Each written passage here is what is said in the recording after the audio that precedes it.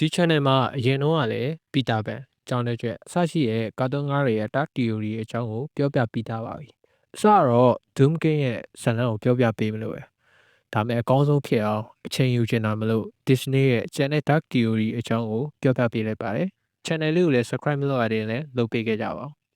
။ပထမတစ်ခုကတော့ The Lion King ကာတွန်းကားတွေကပါ။ Mufasa တည်ဆုံးပြီးတဲ့နောက်မှာသူ့ရဲ့ရုပ်လောင်းကိုဘယ်သူမှမတွေ့ရတော့ပါဘူး။ပြီးတော့ဇလန်းထဲမှာလည်း Scar ကချင်းလေးခေါင်းကုန်တစ်ခုကိုကင်ပြီးကစားနေတဲ့ခံပါပါတယ်။ချင်းလေးတွေရဲ့တဘာဝအရာတခြားချင်းလေးတွေကိုစားတတ်ပေမဲ့လို့ခွေးရတွေကတော့ချင်းလေးသားကိုမစားတတ်ကြဘူးလို့ဆိုရတယ်။ဒါကြောင့်လို့ Scar ကသူ့ကိုယ်ကိုတက်ယုံနဲ့မကဘဲနဲ့အစဖြောက်ဖို့စပစ်တယ်လို့ယူဆကြပါတယ်။ဒုတိယတစ်ခုကတော့ပီတာပန်ဗီဒီယိုထဲမှာတင်ထားပါတယ်။ Neverland ကိုရောက်သွားတဲ့ကလေးတွေကဘာလို့မကြီးထွားတော့တာလဲ။ဒီ theory အရ Neverland ဆိုတာ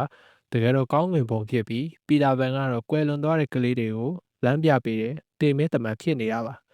ကလေးတွေကတေဆုံးသွားကြတာမလို့ဘယ်တော့မှထပ်ပြီးမကြီးထွားနိုင်တော့လားလို့ဆိုပါတယ်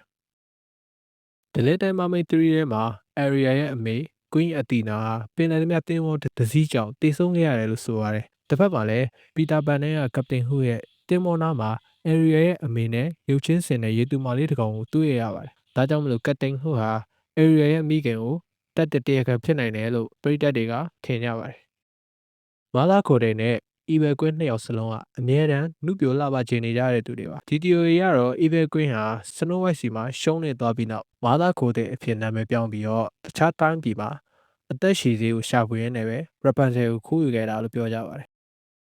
အန်နော်နဲ့အက်ဆာရဲ့မိဘတွေတင်မောပြတ်တဲ့အခါတည်ဆုံးသွားတယ်လို့ထင်ကြပေမဲ့ဒီ theory ကတော့သူတို့ကအာဖရိကကမ်းခြေတစ်ခုကိုရောက်သွားပြီးတားလေးတစ်ယောက်ထပ်မွေးခဲ့တယ်လို့ဆိုပါတယ်